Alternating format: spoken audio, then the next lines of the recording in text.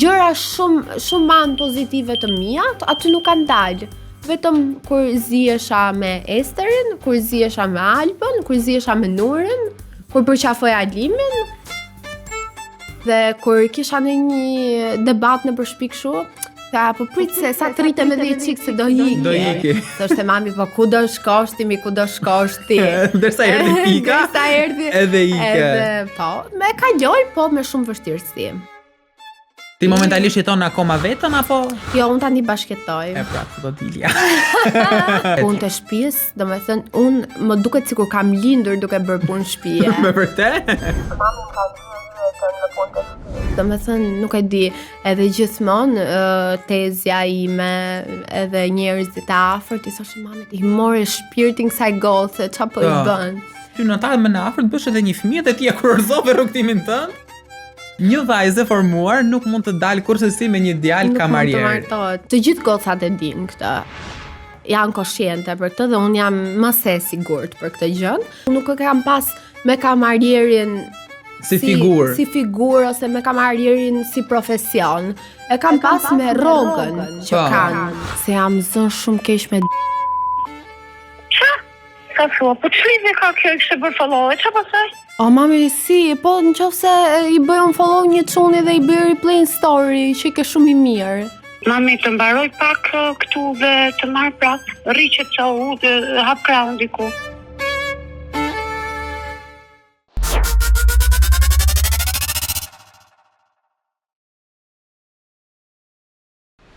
Përshëndetje të gjithëve dhe mirë se vini edhe për këtë javë në Zero Cap Podcast. Një javë e re, një episod i ri dhe një ftuar e re, shumë e veçantë sot. Casey, mirë se na erdhe. Mirë se ju gjeta. Unë jam shumë i lumtur që të kam këtu sot në fakt, jo thjesht si një personazh një reality show që dha një popularitet pak më të madh, por që në fakt pa diskutimeve që kemi pasur dhe gjërave që u ndi përtej asaj që ti ke treguar në ekran, ti ke një jetë të arritje shumë interesante që kur i vë të shkuara njëra pas tjetrës, të vjen instinktivisht të thuash që këto duhet të ketë një vajzë të paktën 30 vjeçare, e kurse si, jo ti që je 19, por do futemi te gjithë secila prej tyre, ama diskutimin unë dua që ta kapim pak në një rend kronologjik, pra që nga fillimi që ti fillove u bërë një imazh më publik, njerëz që filluan të të njihnin, e deri te ferma e gjitha gjërat e tjera me radhë, që mendoj që ti ke për të folur shumë herë më shumë sa për te fermës, po çfarë ti bëjmë? Është një gjë që dha popularitet të madh dhe duhet ta diskutojmë. Tani Casey, më flit pak për eksperiencën tënde të parë si modeling, që ka qenë bumi i parë për ty. Atëherë, unë kam qenë shumë e vogël duke studiuar për muzikë në liceun artistik. Të them të drejtën ndodhi nga hiçi, shumë spontanisht, mora pjesë te Miss Shqipëria, edhe e kujtoj si një eksperiencë shumë të bukur, më ka lënë shumë përshtypje të mira, është shumë e veçantë, do doja shumë ta provoja edhe një herë. Ti fitove edhe një çmim aty, kështu që nuk është ishte thjesht një pjesëmarrje do si do. Po, patjetër, unë kam fituar 2 çmime dhe në top 10-e. Miss Publiku dhe Miss Ekotin, më pas konkurova në Egjipt, edhe aty mora një çmim. Miss Fotogenia, edhe është një eksperiencë shumë e veçantë. Çmimet nuk kanë rëndësi, po kanë rëndësi se sa e shijova edhe sa mbresa më ka lënë. Këtë frazën kam përshtypjen që ti e thua sepse fitove një çmim edhe e ke aty në xhep, se nuk besoj që kjo gjë vlen fare. Është sikur futesh ato kompeticionet kur je kalamaj që rëndësi ka eksperienca, nuk ka rëndësi se sa fitove, po ka rëndësi në fakt. Por rëndësishme është që ti fitove, edhe nuk është se nuk fitove, shkove edhe në Egjipt. Kam përshtypjen që në Egjipt ishte eksperiencë më e veçantë se këtu apo? Më e veçantë patjetër. Patjetër më e veçantë dhe më ndryshe se Shqipëria sapi. Po, nuk të trajtojnë ai shumë, po kam vënë re përgjithësisht to miset që flasin, që kur shkojnë njerëz kur i trajtojnë domethënë më mirë, japin më tepër rëndësi. Patjetër, japin më tepër rëndësi, si çdo profesion tjetër, si çdo eksperiencë tjetër, në vendet jashtë vlerësohen më shumë. Po ti më the për liceun, lice për çka ke studiuar? Në lice kam studiuar për muzikë, për flautë dhe piano. A vazhdon akoma me flautën e pianon? Jo, e kam lënë, por që ndonjëherë për qef i kujtoj. A pendosh se ishte si eksperiencë liceu? Kam kaluar shumë mirë, edhe shoqërinë që kam pas në lice, vazhdoj ta kem edhe sot. Me thënë shoqet e ngushta i kam të liceu. Po, jo se edhe unë njoh sa njerëz nga liceu dhe në përgjithësi janë të zhgënjur dhe thonë që çdeshon që shkova atje, po që jo interesante. Po megjithatë kam përshtypjen që ti prapë thua këtë se jeta jote shkoi mirë për te liceu me gjëra të tjera, se po të kishe ngel te flauti dhe te pianoja, me tregun e sotëm këtu vështirë se mund të bëje diçka për të jetuar, po nejse. Kam vënë që ti të fakt nga modelingu je shkëput pak. Nuk është se po merresh me atë vrull. Do të thënë ç'a ndodhi apo u pendove the që Jo, thjesht jeta ime është pak më e qetë, pak më jo me shumë angazhime. Kështu kam zgjedhur unë, jo se kam ndonjë pendes ose ndonjë pengesë. Po, ka edhe një biznes tënd interes të fundi me sa di unë. Është një dyqan rrobash. Po, super, ke filluar domethënë që ta hap me një pikë fizike, është online. Po, avash, do kemi edhe një pikë fizike. Okay, ka qenë thjesht teaser ai që pashëm, nuk është se ka dalë akoma në klasën e tij. Akoma. Okej, shumë bukur. Po mirë, për shembull, ti kur e fitove Miss e ke qenë 17 vjeç. Pastaj kur 18, jo, 19 u futa në ferm. Dhe më vjen instinktivisht të pyes, paktën duke ditur përgjithsisht opinionin që familjet shqiptare mund të kenë, që është i gabuar në vetveten time, ka qenë ndonjëherë familja kundra këtij angazhimit të mediatik në një moshë kaq të vogël? Absolutisht që jo. Babi e ka pas pak problem hyrjen te Misi. Më vonë u mësua, domethënë babi ka qenë gjithmonë ai prindi që mua nuk ma prishte kur për asgjë, goca babit, por mami ka qenë gjithmonë kritike, po asnjëherë kundër këtyre gjërave, duke qenë se ka qenë dhe pjesë e televizionit vet, por asnjëherë kundër, shumë kritike. Qa ka qenë një kritik që ta ka thënë mami gjatë misit, ose diçka që ti të ka ngel mendje dhe kur zjen ja thua, mama çam ke thënë? Qesh. Sepse unë rri shumë serioze gjithmonë, nuk para qesh, tani kam filluar të qesh. Edhe mami ishte kështu tërkohë, dhe me thënë më shkronte romane dhe më thoshte që kesi qesh, se po rri shumë serioze, derisa fillova të qeshja dhe dukesha shumë keq sepse qeshja falco. Edhe tani më mirë rri pa qesh fare se aq, po mirë, ndoshta edhe në ferm po ta kishe zbatuar pak atë këshillën e mami që qesh pak më tepër, do ishte nice, po nejse se do futemi edhe aty të gjërat me radhë. Tani kur të shikon ty në pamje të parë, domethënë, ose pak me gjëra që ti ke publikuar, një gjë që mua më ka habitur shumë kur po hulumtoja për ty është fakti që ti ke zgjedhur të jetosh vetëm në një moshë fare të vogël.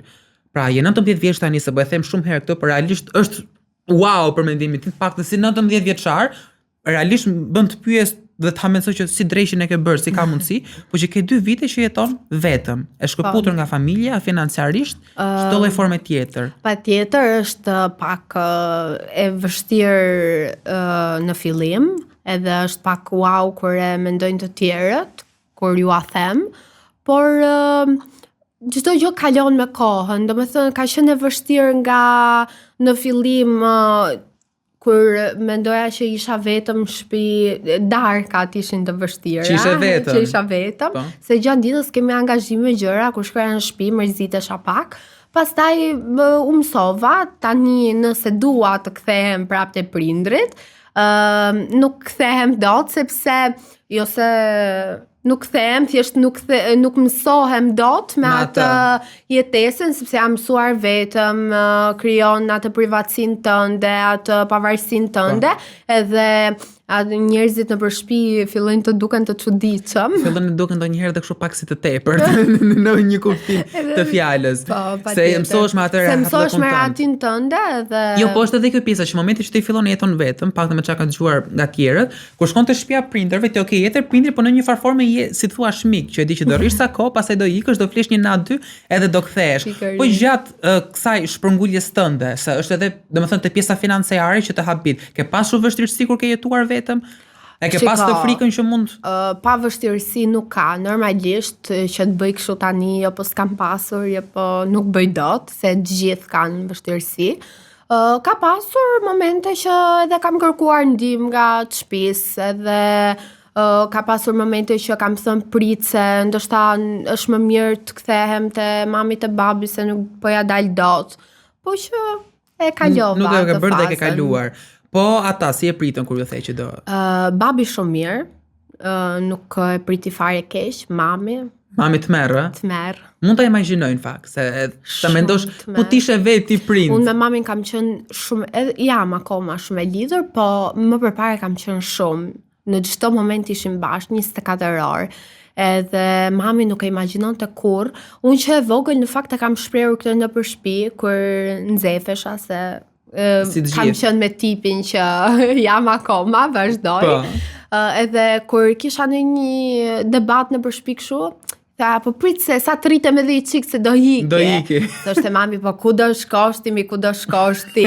Ndërsa erdhi pika, edhe ike. Edhe, po, me kaloj, po me shumë vështirësi. Po çfarë thoshte, se mami jote është tip shumë gallat, se e njohim dhe pak mami, nuk është se nuk e njohim, kështu që Është aq gallat në shtëpi. Nëse për ne që e shikonim si personazh televizioni është gallat, kështu që po zgjedhim ta ruajmë ashtu. Çka ka qenë domethënë gjëja e parë që tha, vuri duart në kokë, kes çfarë po bën. Tha, nuk ka shanse, filloi njërë me këto urdhrat, kështu të boni prerë, ti. po. Pastaj filloi e zbuti pak, E pranoj me që kohën. po, filloi të ma bënte shumë të vështirë, jo po si do lash ti rrobat, jo po si do bësh ti, si do gatuash, ti s'ha buk po s'bëra unë, këtë andej. A ke pasur vështirësi me punët e shtëpisë? Jo. I ke bërë vetë? Punë të shtëpisë, domethënë unë më duket sikur kam lindur duke bërë punë shtëpie. Me vërtet? Mami më ka nxirr jetën me punë të shtëpisë. Domethënë nuk e di, edhe gjithmonë tezja ime, edhe njerëzit e afërt I thoshin mami ti more shpirtin kësaj gocë, çfarë po I bën. Edhe nuk e kam pas për punë të shtëpisë fare. Për gatimin pak, po që Ham jashtë se nuk kam ngrënë fare në shtëpi, nuk funksionon te kuzhina vetëm frigoriferi. Feri edhe aq punë madhe shikos, edhe nga një anë perspektiva mamit nuk është se ka faje. Imagjinoje ti do të vi goca jote 17 vjeç do jetoj vetëm në Tiranë, ku do shkosh, është një çike të mëshme, po megjithatë ti ja ke dalë dhe është nice. Po kështu gjatë këtij rrugtimit që ke jetuar vetëm në shtëpi. Se përgjithsisht podcastin tonë ndjekin grup mosha që jemi ne, pak më të pak më të vegjël. Nëse dikush që do ta marrë si vendim, çfarë është gjë që ti do thosh kje parasysh, se nuk ta thot kush, po është për të pasur vëmendje. Do të tregojmë shumë e sinqert tani. Unë kështu jam gjithmonë, po këtu pak më tepër se ç'duhet. Duhet mos ta marrin këtë vendimin kaq shpejt. Unë mendoj që jetesa vetëm të mëson shumë gjëra në jetë. Të bën më të pavarur, të para përgatit shumë për një të ardhme. Por jo kaq shpejt, sepse unë kam pasur shumë momente kur thoja nuk duhet ta kisha marrë këtë vendim kaq shpejt, sepse do doja ta kisha shijuar dhe më shumë atë moshën. Atë jetesën me prindrit. Por në momentin që unë dola, domethënë të jetoja vetëm, prindrit e mi patën edhe divorcin, u divorcuan edhe pastaj nuk kërse, dhe pse isha penduar për atë gjë dhe doja t'i rikthesha prapë dhe ta shijoja, nuk I kisha më të dy në një shtëpi dhe kjo ishte e pamundur. Domethënë, erdhi një ditë që unë e kuptova që kjo gjëja që kisha bërë ishte gabim, por edhe po ta korrigjoja gabimin, nuk kërse do ishte e njëjta gjë. Ishte ajo fryma që ti le në momentin që u largove. Po megjithatë, domethënë secili ka ato vujt e problematikat e veta, vjen një fazë që I kalon edhe nuk është se është më aq problematike. Mirë, tani do ndryshojmë pak frymën. Mos ta bëjmë shumë serioze kaq kështu, I tha mesazhi që duhet thonim. Do ndalemi pak te ca deklarata të tuat edhe te ferma. Një deklaratë jotja që është bërë shumë virale, edhe që unë e pash kur kërkova Casey për post shumë gjërave të tjera. Një deklaratë ka qenë ftuar në një mision në Kosovë, në mos gaboj, edhe ka thënë që një vajzë formuar nuk mund të dalë kurrësi me një djalë kamarier. Nuk mund të martohet, ndjes. Qëndron akoma me këtë? Patjetër që qëndroj, pavarësisht se shumica e të gjithë gocat e din këtë, janë koshjente për këtë dhe unë jam më se sigurt për këtë gjë. Thjesht jemi shqiptar, del një video aty, papunësia bën vetën, do hymë do komentojmë në krevat, se s'kemi çfarë bëjmë, edhe do shajmë njerëzit, edhe do ofendojmë. Këtë gjë unë për shembull personalisht, unë nuk e bëj kurrë, sepse unë nuk kam kohë të hyj aty edhe të komentoj me adresa fake, njerëz të ndryshëm që mund të kenë dhënë një opinion që mua nuk më pëlqen. Unë se bëj dot, sepse nuk më del koha. Këtë e bën një njeri pa punë, që nuk ka ç'a bën. Edhe s'kam me këtë flasi, me këtë merret, edhe hyn aty merret me mua, shumë faleminderit që merret me mua. Jo, sepse unë futa I lexova komentet, në fund ditës sa kupton, nuk është se ka ndonjë gjë dhe aq të tmeshme, se ti e sqarove perspektive jote janë fund e fare, a kupton, dhe I lexova komentet dhe ishin që të gjitha aq të tmeshme. Unë dua të flas tani në emër të gjithë gocave apo gjithë moshatarëve të mia, por jam shumë e sigurt që gjitha moshatarët e mia, edhe gocat në përgjithësi të grup moshave të ndryshme, mendojnë të njëjtën gjë. Pra që nuk do Unë kam theksuar aty dhe theksoj gjithmonë që jetës nuk i dihet, normal. që jetës nuk i dihet edhe që nuk ka asnjë gjë të keqe ti je kamarier. Unë nuk e kam pas me kamarierin si figurë ose me kamarierin si profesion. E kam pas me rrogën që kanë kamarierët, që është që normal ti si vajzë një veten tënde do më të mirën e tjerë ke jetuar vetëm që kalama ke një farë standardi. Domethënë në një farë formë ty të pëlqen kjo jeta, kujt si pëlqen në fund të ditës, po jeta e luksit, jeta e shtrenjtë, domethënë shpenzon në muaj kështu? Kur bën llogarit fund muajit? Tani kam filluar të mos shpenzoj shumë kursej, nuk kam pas kursyer kurrë. Fare? Fare. Domethënë gjitha çka kishe i prishje? Gjitha. Ua, po shumë gabim, e thitosh vetëm edhe të prishësh halal të qoftë po. Ndërsa tani kam filluar të kursej, kam filluar ta shtrëngoj pak dorën, por që po kam gabuar sepse është edhe ajo që je shumë e vogël edhe nuk di ca llogari. Nuk i di ca llogari, domethënë nuk di të mbash një shtëpi vetëm. Po. Nëse do më pyesë mua çfarë është gjëja që fillimet janë gjithmonë të vështira dhe nga gabimet mësojmë normalisht. Nëse do vini ti kush të më pyesë mua çfarë është gjëja që ti shpenzon më shumë ti në jetën tënde në muaj, përpos gjobave të makinës që janë pafund, tjetra do ishte për shembull të ushqimi. Po te ti çfarë është një gjë që shpenzon më shumë ti në rutinën tënde, se kam përshtypjen që është edhe më ndryshe te gocat, se për kujdesja për lukun është shumë përveç këtyre që kanë gocat çdo muaj, thojnë qerpik, trajtime, flok, gjëra është të pafundme që A shkojmë vërtet kaq shtrenjtë këto? Varet se ku i bën, sepse në Shqipëri ka shumë lloj, domethënë çmimesh në varësi të vendit, se ku zgjedh ti bësh. Por që kushtojnë. E sa mund të shkojnë në muaj? Unë mendoj ndonjëherë që ndonjë gocë që ka një rrogë minimale, ndoshta edhe nuk mund t'i bëj çdo muaj, sepse pra një rrogë minimale në muaj ikën vetëm me këto për kujdesje. Patjetër që po. E tmerrshme. Është e tmerrshme. Unë më shumë shpenzoj në fakt, me këto gjëra që thash, sepse ma shkrep tani dua të lyej flokët dhe do i lyej patjetër, po. Po që shpenzoj me rroba, me gjëra, po edhe me ushqimin kam pas harxuar shumë, se tash jashtë jetosh vetëm ditë për ditë, normalisht që është shpenzim, por tani jo. Tani i bën llogarit më mirë. Tani ndonjëherë porosisim kur thjesht duam të ham ndonjë gjë lidhemi kështu bash grupi. Kur ndonjë gjë që nuk mund ta bëjmë në shtëpi. Po mirë, me gatimin e ke rregulluar çik raportin pak? Po, unë gjithmonë kam ditur të gatuaj, thjesht nuk e kam marrë mundimin, se duke pas mamin në shtëpi. Ti momentalisht jeton akoma vetëm apo? Jo, unë tani bashkëtoj. E pra, këtu do dilja. Se dhe kjo është gjë shumë e veçantë. Domethënë realisht nuk e thash kot aty fjali në fillim, që jeta jote momentale është një jetë që unë e pres nga një person 30 vjeçar dhe që ta kesh ti, është shumë e çuditshme, po e çuditshme sensin e keq të gjës. Është e çuditshme se më duket një arritje shumë e madhe. Unë për shembull nuk e imagjinoj dot një të jetoj vetë momentalisht, jo vetëm te sensi financiar, por shumë më tepër se kjo, dhe e dyta që të bashkëjetoj me dikë tjetër. Edhe ti e bën, edhe bravo të qoftë, edhe po mirë, kur ai personi që bashkëjetoni etj që jeni të dy bashkë kështu, kaq herët nga ju erdhi vendimi, domethënë, apo thjesht e ndjet? Thjesht e kemi ndjerë, ka qenë shumë spontane, shumë siç jam dhe vetë unë spontane, siç është edhe ai, se kemi tipa të njëjtë, po që ka ardhur shumë spontanisht. Po tani kesi me partnerin po, shtëpinë po, punën po, e famshme po, biznesin e ka hap po, tani ty në tarë më në afër të bësh edhe një fëmijë dhe ti e kurorëzove rrugtimin tënd, dalësh pension kur të vi koha, edhe je në rregull. Megjithatë, lën këto më njanë, se ne mund të rikthehemi prapë diskutimit, se varet ku na çon tema, tani do futemi pak te ferma. Që është një gjë shumë e freskët, edhe është aty të parë për një kohë pak më të gjatë. Pra mediatikisht kishin parë në për intervista, temisi etj. Këtu ishte mundësia që ne mund të jetojmë në një farë forme ditë për ditë me ty aty brenda. E prisje ftesën kur të erdhi?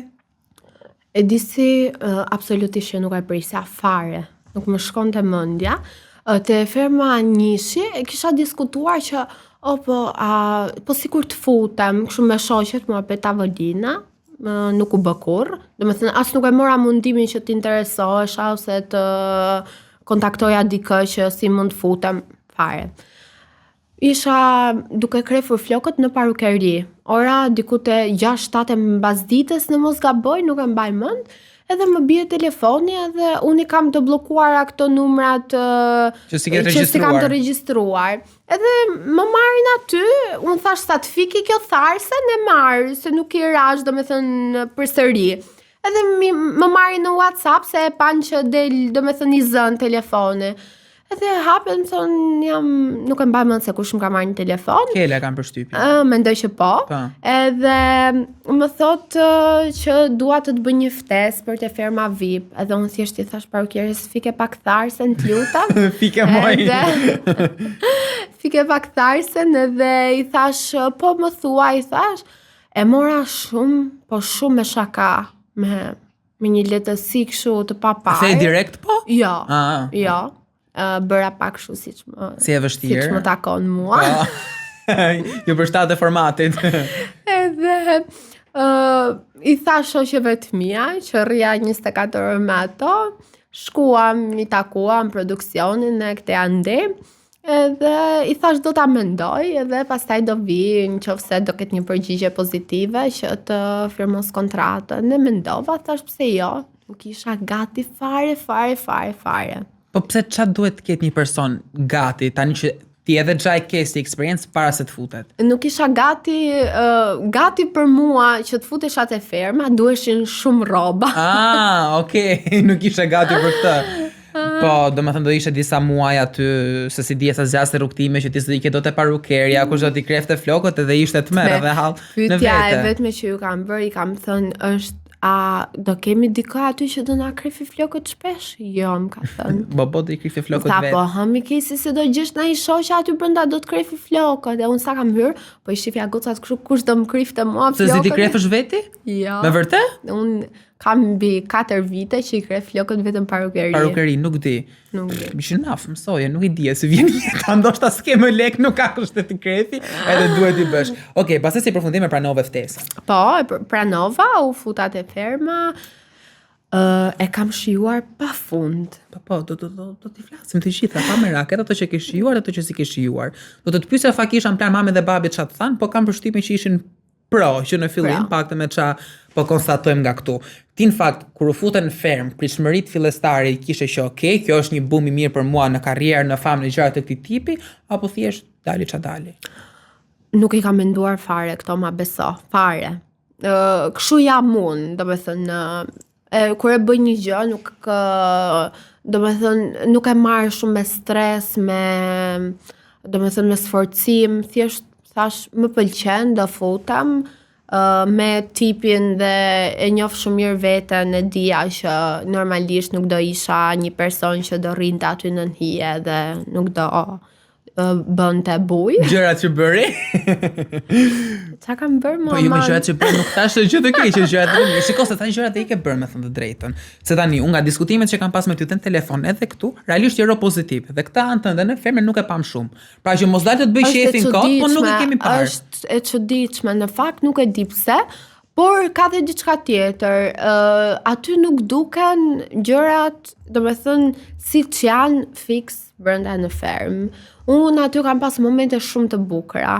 Momente kur unë bëja biseda me Frederikun, për shembull ca momente që unë i bëj shpesh kur mblidhem me njerëz që më hecën muhabeti, unë imitoj gjyshin, nënën, mamin, babin, hallën, e kam shumë qef. Dhe atë e kam bërë gjithmonë aty që imitoja njerëz, asnjëherë nuk ka dalë. Nuk e kanë publikuar, thua? Asnjëherë. Gjëra shumë manë pozitive të mia, aty nuk kanë dalë. Vetëm kur zihesha me Esterin, kur zihesha me Albën, kur zihesha me Nurin, kur përqafoja Alimin. Shiko, po kjo në një farë formë është edhe kështu dhe preferencë domethënë e njerëzve, sepse krahasimisht këto të dyta do shkojnë shumë herë më virale se sa këto tjera. Normalisht produksioni ka nxjerr çfarë intereson produksionit edhe çfarë intereson publikut, çfarë intereson atyre të shohë publiku, jo çfarë bëjmë ne në të vërtetë. Po, në përgjithësi aty kanë qenë Karma 24/7 kur e thuan në parim, po Patjetër, por njerëzit, domethënë edhe ne sot kur ka reality show të ndryshme, ne shohim reelsa në Instagram tërkohës, nuk është se rrim 24/7 para televizorit, edhe shohim se ç'a bëjnë ata gjatë gjithë ditës.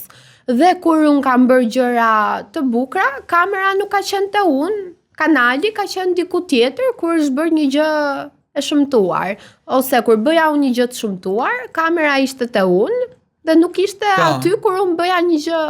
Okej, tani këtë pjesën si një person që kam punuar në fermë dhe di se janë lodha të regjisë, jo do të më duket pak kështu si vrastare, se parimisht mund të duket sikur po hedh baltë në thonësat e puna atyre, por që jo, e kuptoj dhe perspektivën tënde nga qëndron. E kuptoj edhe produksionin në këtë rast, sepse ato duan shqiptarë dhe ato do publikojnë, ato do publiku shqiptar, normalisht nuk do një njeri që rri habuke dhe bën njerëzit për të qeshur. Pra në një farë forme ti pritshmëritë që kishe në fillim për fermë nuk të rezultuan të njëjta në fund.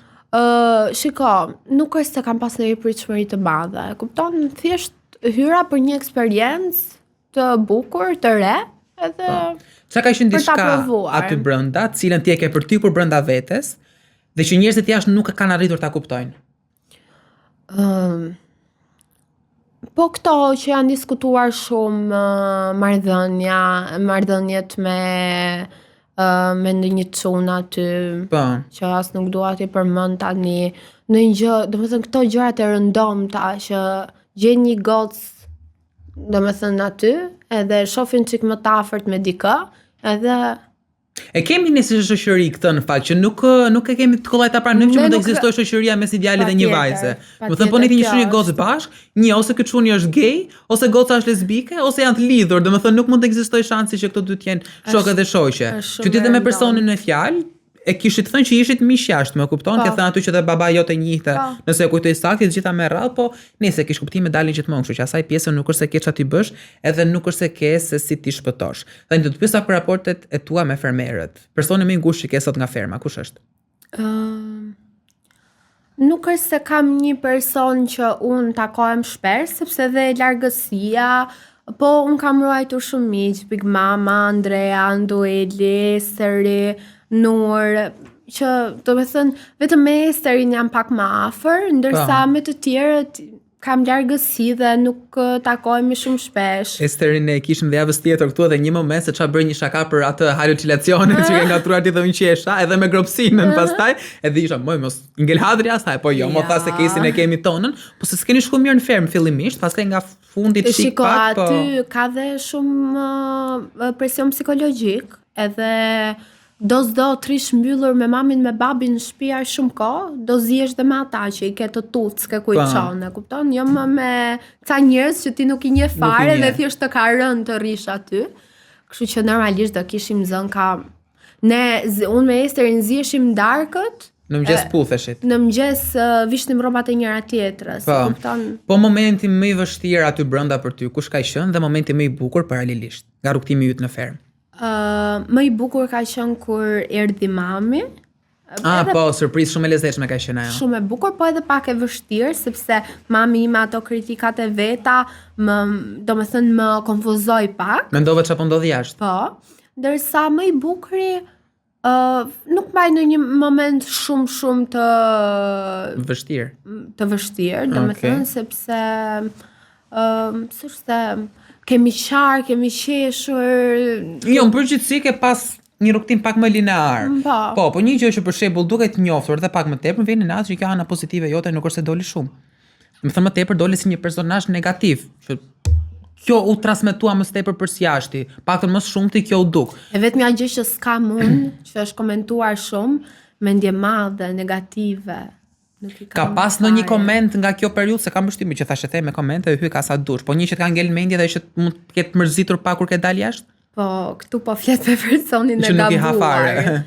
Unë nuk më intereson fare, do të thënë unë i shoh komentet dhe sot e kësaj dite, unë të gjitha diku kur jam të shplodhur nga java e dytë, kam hyrë dhe çdo video që kam dalë unë, domethënë te Reelsat e TikTokut në fermë i kam bërë save vetëm për t'i parë gjatë gjithë kohës dhe për t'i kujtuar. Është edhe hobi ajo në fakt, kur futesh se unë bëj dhe shpesh në videot e podcastit, do të lexosh gjitha komentet më vëlla nga i pari te i fundit gjitha me radhë. Unë kam bërë save të gjitha videot dhe i kam save të gjitha, edhe shumë shpesh hyj dhe i shoh. Dhe Ndonjëherë shumë rrallë mund të shoh komente.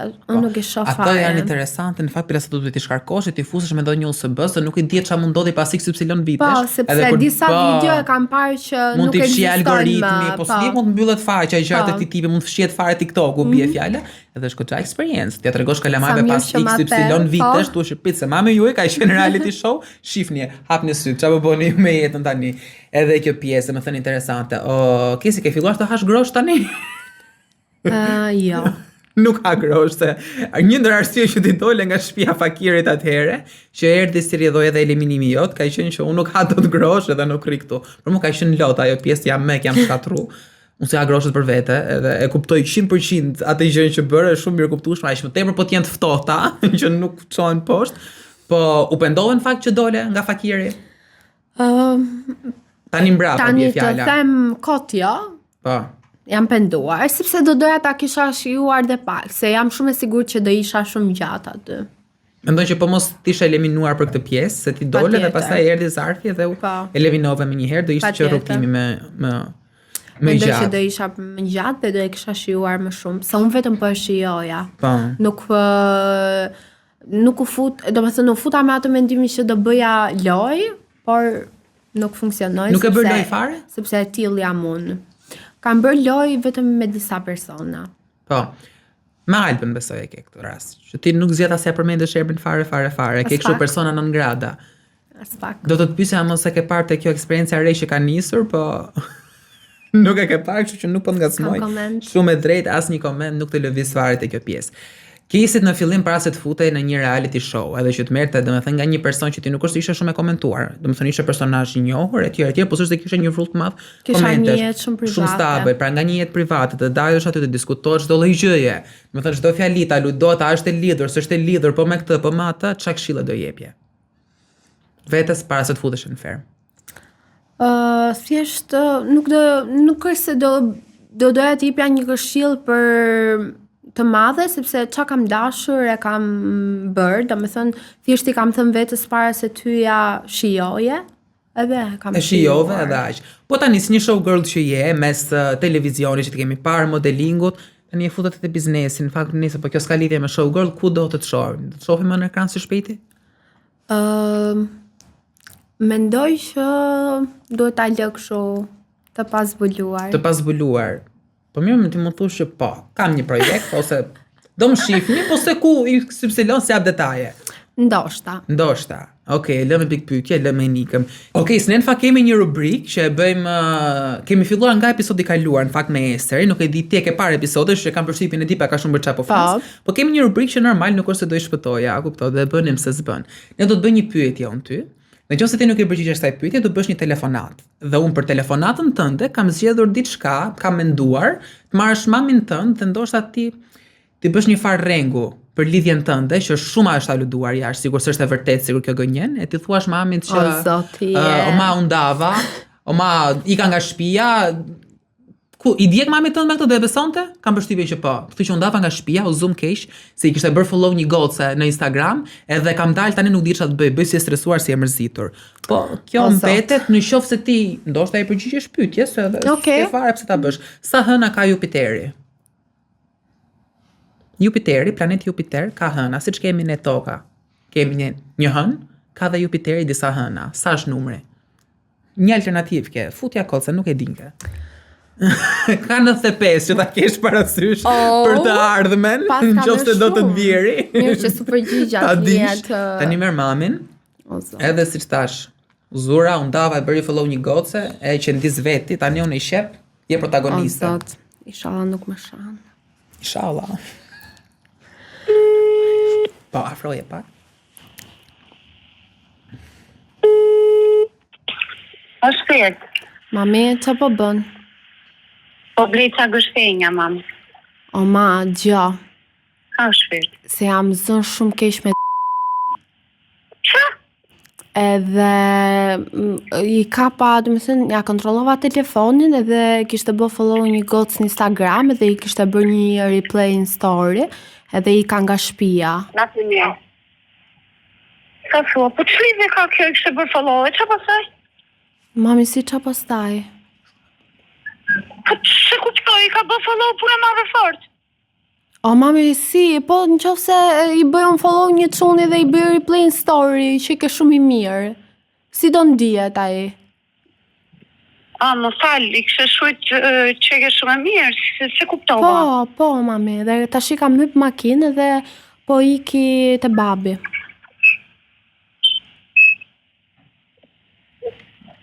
Po ik me mamë të babi, që të them unë, që se së ndihesh rehat, së ndihesh mirë? Ik. O, mami, po qatë bëj, o, ma, si mund të ma bëja i mua këtë gjë?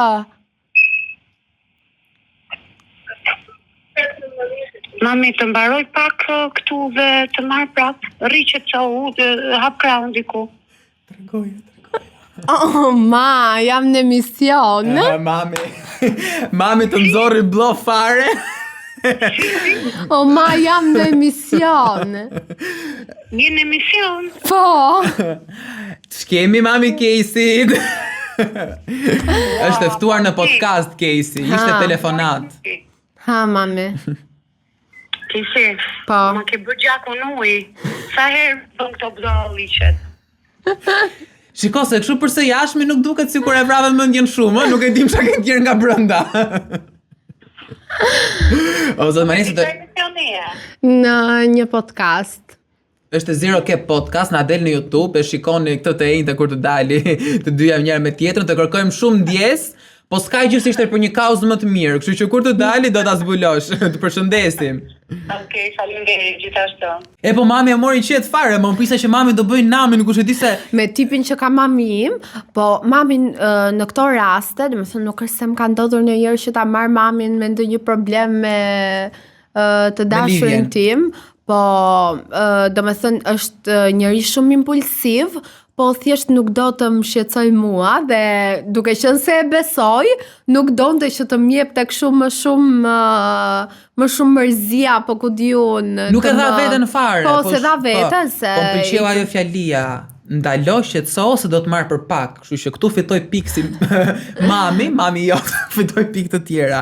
Kisi, unë në fund kam gjithmonë një pyetje që ja bëj çdo të ftuari që kam studio, diçka që do ta thuash, që të ngeli me merak, diçka që do ta nxjerrësh, ose një gjë për cilën që ti mund të flasësh me orë të tëra, do të shfrytëzosh mikrofonin dhe karrikën për të folur që mund të jetë dhe komplet jashtë lidhje me teme. Pak s'kam asnjë gjë për të thënë. Ti pyeta të gjitha domethënë. Apo s'kam pyeta asnjë gjë, tash do ta shohim se të ke dalë intervista kjo pjesë. Unë të falenderoj shumë që erdhe. Faleminderit. E vlerësoj shumë pjesëmarrjen, u kënaqa që ta merrall, të uroj shumë suksese dhe me jetën tënde, që ti xha një pjesë madhe i ke, nuk është se ke pak, por që të shumë fishohen. Edhe pse do të shohim së shpejti në ekran. Ju ndërkohë, mos harroni që të na bëni subscribe, na bëni follow në TikTok dhe të rrjetet tona sociale. Kemi hapur dhe Facebook, na bëni dhe atje follow në Facebook edhe shihemi javën e ardhshme.